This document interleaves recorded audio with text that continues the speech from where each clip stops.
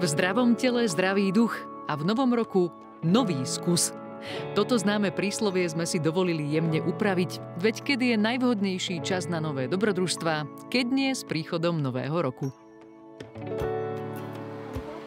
Jedno z najčastejších predsavzatí, ktoré si ľudia do nového roku dávajú, je, že sa budú viacej o seba starať. Že budú viacej dbať na svoje zdravie, no a otužovanie rozhodne medzi túto aktivitu patrí. A či už dnes to moje otužovanie a predsavzatie skončí len tým, že namočím do vody iba palec, alebo sa naozaj odvážim zaplávať, tak to uvidíme. Nachádzame sa v obci Motyčky, v nadmorskej výške 690 metrov, na rozhraní Veľkej Fatry, Starhorských vrchov a Nízkych Tatier. V 30 rokoch minulého storočia tu bola budovaná vodná nádrž, ktorú je možné vidieť aj z cesty. A keď sa pri jazde autom na Donovali pozriete do vodnej nádrže, obyčajne v nedeľu medzi 10. a 11. hodinou, tak plávajú členovia klubu Slovenské ľadové medvede Banská Bystrica Zvolen. Náš klub vznikol nadšencami plávania v ľadovej vode začiatkom roku 2000. Je nás približne 120 členov. Pravidelne sa sem chodíme otužovať. Keďže máme dohodu s vodohospodárskym podnikom, máme vyčlenený čas, kedy môžeme plávať v tejto vodnej nádrži. Niektorí ľudia hovoria, že sa chodíme kúpať, ale my chodíme plávať, pretože otužujeme a plávaním je to otužovanie ďaleko účinnejšie. Tí, čo práve vyšli z vody, mi prezradili, že má 1,8 stupňa. Takže mi to dodáva odvahu. Podáme na koľadno. Dobre. Tony, mám to pred sebou, prosím ťa. Je niečo dôležité, také akože v krátkych bodoch, čo musím teraz dodržať? To je jednoduché. Voda má príjemných 1,6 stupňa.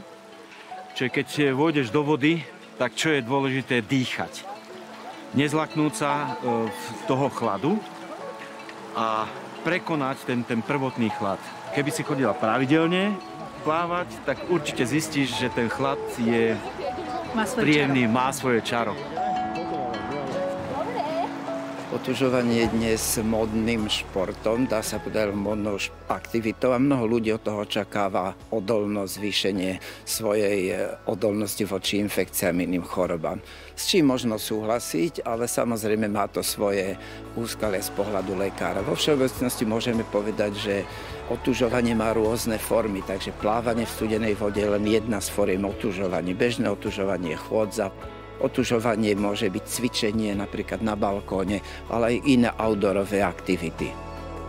Otužovanie má samozrejme veľmi priaznivý vplyv na celý organizmus, tu ale z pohľadu lekára by som dodal, že teda treba vedieť, kto sa môže otužovať a kto nie, takže ten človek, ktorý má zdravotné problémy, naozaj mal by ho vidieť lekár, mal by to skonzultovať.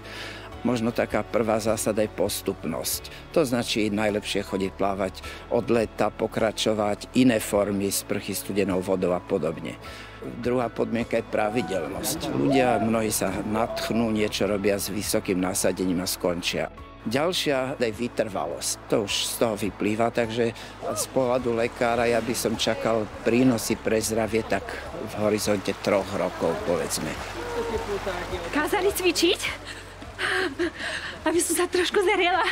Neviem, koľko som tam vydržala, ale podľa mňa možno nejakú minútku to bolo. Treba aspoň 3. Hovorí sa, že teplota vody plus 3. To znamená, že koľko? To znamená nulová voda 3 minúty. Teraz má 1,6, takže pridáme nejaké 3 minúty, aspoň 5 by ste mohli byť.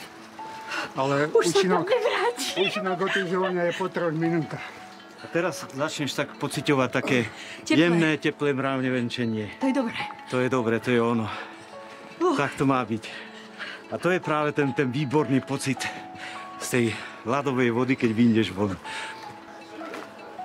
Tak, ideme sa rýchlo obliecť a dať si čajík.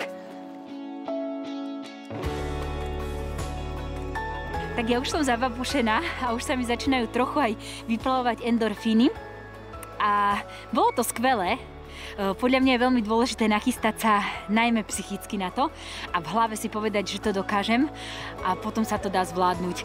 A ten pocit, že sa človek sám prekonal, tak ten je super.